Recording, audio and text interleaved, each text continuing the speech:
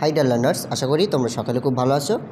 আমরা এর আগের ভিডিওতে সমাজ অধ্যায় থেকে বেশ কিছুটা আমরা পড়েছিলাম এবং আজকে যেগুলো বাকি আছে আমরা সেগুলো সলভ করব। ওকে, চলো আমরা আগের ক্লাসে আলোচনা করেছিলাম দ্বিগু সমাস, দ্বন্দ্ব সমাস, কর্মধারয় সমাস, বহুব্রীহি সমাস, এই চারটে টপিক নিয়ে আলোচনা করেছিলাম।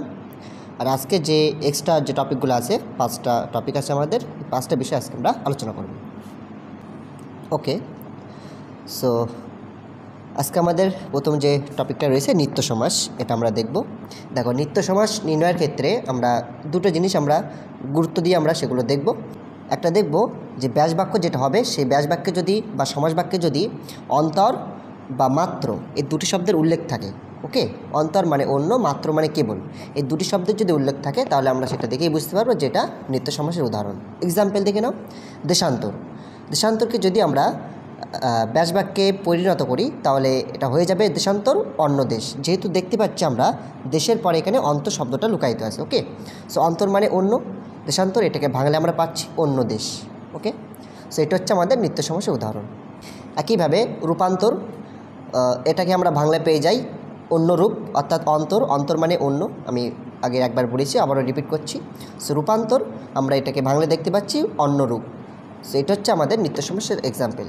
আরও একটা এক্সাম্পল দেখে নেই, গ্রামান্তর। গ্রামান্তর মানে অন্য গ্রাম। ওকে, সো আমরা এখানে অন্তর শব্দটার উল্লেখ পাচ্ছি, সো যেটার মানে হচ্ছে অন্য। ওকে, তাহলে গ্রামান্তর এটা হয়ে যাচ্ছে অন্য গ্রাম। অন্য গ্রাম এটা হচ্ছে আমাদের নিত্য সমাসের উদাহরণ। ঠিক একইভাবে আমরা যদি আরও একটা এক্সাম্পল দেখি, দেখা মাত্র। দেখতে পাচ্ছ তোমরা এই শব্দের মধ্যে মাত্র শব্দটির উল্লেখ রয়েছে। ওকে, সো মাত্র শব্দটির উল্লেখ রয়েছে, মানে মাত্র মানে আমি বললাম কেবল। তাহলে দেখা মাত্র এটাকে যদি আমরা ভাঙি তাহলে আমরা দেখতে পাচ্ছি যে এটা হয়ে যাচ্ছে কেবল দেখা। ওকে, দেখা মাত্র মিন্স কেবল দেখা। সো এটা আমাদের নিত্য সমাসের এক্সাম্পল। আমি আবার একবার বলি, নিত্য সমাস নির্ণয়ের ক্ষেত্রে তোমরা দুটো জিনিস দেখবে। যদি শব্দের শেষে অন্তর বা মাত্র এই দুটির মধ্যে কোনো একটি তোমরা পাও তাহলে সেটা চোখ বন্ধ করে তোমরা সেটা নিত্য সমাস হিসাবে তোমরা কাউন্ট করবে। ওকে, চলো এবার আমরা দেখব তারপরে যে টপিকটা আছে, অব্যয়ীভাব সমাস। দেখো, অব্যয়ীভাব সমাস এটা একটা জটিল একটা সমাস। ওকে, এটা নির্ণয়ের ক্ষেত্রে একটা ছোট ট্রিক তোমাদেরকে আমি বলবো। একটা সেন্টেন্স তোমরা মনে রাখলে তোমরা এই অব্যয়ীভাব সমাস নির্ণয় করতে পারবে। ওকে, আমি এখানে নোট করেছি, তোমরা দেখে নাও। দেখো, আহা নিরাপদ ব্যবীদের উপকরণের প্রতি যথার্থ উৎসাহ থাকা উচিত। এই যে সেন্টেন্সটা আমি বললাম, এর মধ্যে আমাদের অব্যয়ীভাব সমাস লুকায়িত আছে। ওকে, দেখো কিভাবে। দেখো, আহা এটাকে যখন আমরা ভাঙবো তাহলে আ, তারপর আবার একটা বর্ণ পাচ্ছি হা। ওকে, ঠিক একইভাবে নির, বে, বি, উপ, প্রতি, যথা, উত, আমি এখানে আন্ডারলাইন করে দিয়েছি, তোমরা এগুলো নোট করে নেবে। তাহলে আমরা দেখব কোনো শব্দের মধ্যে বা কোনো সমাসবদ্ধ পদের মধ্যে যদি এই অব্যয়গুলো যদি থাকে তাহলে আমরা চোখ বন্ধ করে বলবো যেটা অব্যয়ীভাব সমাস। এক্সাম্পল দেখে নেই, আমরণ। আমরণ, এখানে আমরণের মধ্যে আমরা আ অব্যয়টা পাচ্ছি। ওকে, আ বর্ণটা আমরা এখানে পাচ্ছি, সেটা হয়ে যাচ্ছে আমাদের অব্যয়ীভাব সমাসের এক্সাম্পল। ঠিক একইভাবে হা ঘর।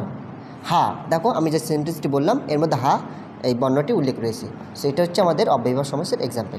একইভাবে নিরামিষ, বেহায়া, বিশৃঙ্খলা।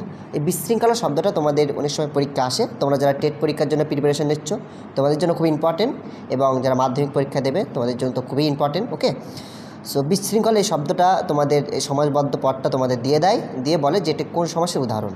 ওকে, তাহলে এটা হচ্ছে আমাদের অব্যয়ীভাব সমাসের উদাহরণ। কেন উদাহরণ আমাদের? কারণ হচ্ছে আমরা এখান থেকে দেখে বুঝতে পারছি যে সেন্টেন্স আমরা যেটা লিখেছিলাম তার সাথে এটা ম্যাচ করে যাচ্ছে। ওকে, একইভাবে প্রতিদিন, যথার্থ, উৎসাহ। ওকে, চলো এবারে আমরা দেখব বাক্যশ্রেয় সমাস। দেখো, এই সমাসটা নির্ণয়ের জন্য একটা ছোট ট্রিক্স তোমাদেরকে বলে দেই।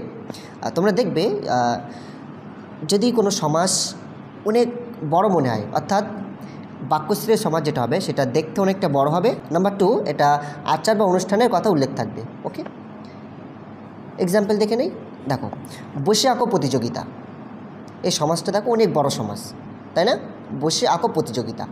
তো এটা হচ্ছে আমাদের প্রথম যে স্টেপটি ছিল বা প্রথম যে ট্রিকটি ছিল, সেন্টেন্সটা বা সমাজটা অনেক বড় হবে। তো আমরা এটা দেখেই বুঝতে পারছি বসে আঁকো প্রতিযোগিতা এই সমাজবদ্ধ যেটা আছে এটা অনেক বড়। তারপরের যে ট্রিক্সটা ছিল আচার অনুষ্ঠানের কথা উল্লেখ থাকবে। দেখো, বসে আঁকো প্রতিযোগিতা, এখানে কিন্তু একটা অনুষ্ঠান বা কম্পিটিশনের কথা উল্লেখ আছে, তাই না? তাহলে এটা আমরা দেখে বুঝতে পারছি যেটা বাক্যশ্রেষ্ঠ সমাস। ওকে, তাহলে একইভাবে তোমাদের অনেক এক্সাম্পল থাকে, তোমরা একটু দেখে নেবে। তারপরে আমরা দেখব তৎপুরুষ সমাস। দেখো, ব্যাস বাক্যে পূর্বপদের বিভক্তি লোপ পেলে, ওকে, যখন দেখব যে কোনো ব্যাস বাক্যে বা সমাস বাক্যে যদি পূর্বপদের যে বিভক্তি ওটা যদি লোপ পায়, সেক্ষেত্রে আমরা তাকে তৎপুরুষ সমাস বলবো। এক্সাম্পল দেখে নেই, বাজার ফেরত। বাজার ফেরত মানে কি? বাজার থেকে ফেরত। ওকে, বাজার ফেরত এটাকে যদি আমরা ব্যাস বাক্যে কনভার্ট করি তাহলে আমরা পেয়ে যাই যে বাজার থেকে ফেরত। দেখো, এখানে থেকে বিভক্তিটা আমরা এখানে লোপ করে দিচ্ছি, অর্থাৎ বাজার থেকে ফেরত এটা আমরা না লিখে লিখছি বাজার ফেরত। ওকে, ঠিক একইভাবে চা বাগান। চা বাগান মানে কি? চায়ের বাগান।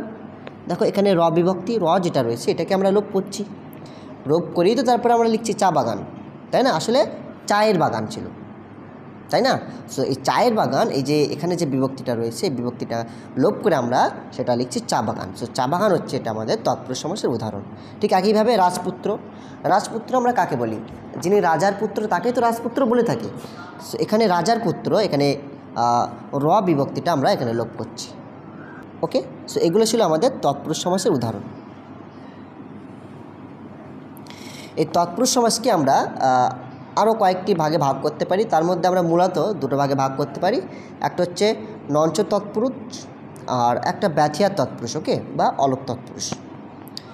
নঞ্চ তৎপুরুষ আমরা তাকেই বলবো যখন কোনো শব্দ অ, অনা, নাতি, না এই সমস্ত বর্ণ দিয়ে যখন শুরু হবে তখন সেটাকে আমরা বলবো নঞ্চ তৎপুরুষ। যেমন অনাচার, দেখো এখানে অ দিয়ে শুরু হচ্ছে। ঠিক একইভাবে অকাল, এখানে অ দিয়ে শুরু হচ্ছে। নাতিশীতোষ্ণ, দেখো এখানে নাতি দিয়ে শুরু হচ্ছে। না মঞ্জুর, দেখো এখানে না দিয়ে শুরু হচ্ছে। তাহলে অ, অনা, নাতি, না এই বর্ণগুলো দিয়ে যদি কোনো সমাস শুরু হয় সেটাকে আমরা বলবো নঞ্চ তৎপুরুষ সমাস। ওকে, এবারে দেখব যে অলোক বা ব্যথিয়া তৎপুরুষ। এখানে দুটি শর্ত আমরা দেখব। যদি প্রথম যেটা আমরা দেখব যে পূর্বপদের বিভক্তি যদি জোরপূর্বকভাবে আসে, ওকে, আর সমাজ বা সমাজ যেটা হবে সেটা ব্যাস বাক্য তাই হবে। সমাজ বাক্য যা, ব্যাস বাক্য তাই। ওকে, যেমন সোনার বাংলা। দেখো এখানে র যে বিভক্তিটা এটা কিন্তু জোর করে বসেছে। ওকে, আমরা এটাকে কাটতে পারবো না।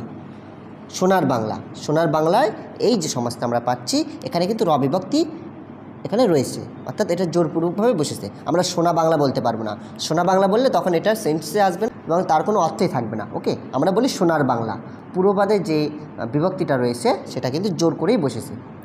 আরও যদি আমরা পরের স্টেপটা দেখি, দেখো সোনার বাংলা এটা যদি আমরা ব্যাস বাক্যে কনভার্ট করি তাহলে সোনার বাংলাই হয়, এর কোনো পরিবর্তন হয় না। ওকে, তাহলে আমরা দেখব যদি কোনো সমাসের পূর্বপদের বিভক্তি জোরপূর্বকভাবে বসে এবং সমাজ যেটা সেটা যদি ব্যাস বাক্য হয় তাহলে সেটা হয়ে যাবে আমাদের ব্যথিয়া তৎপুরুষ সমাসের উদাহরণ। সো এই ছিল আমাদের মূলত ভিডিও।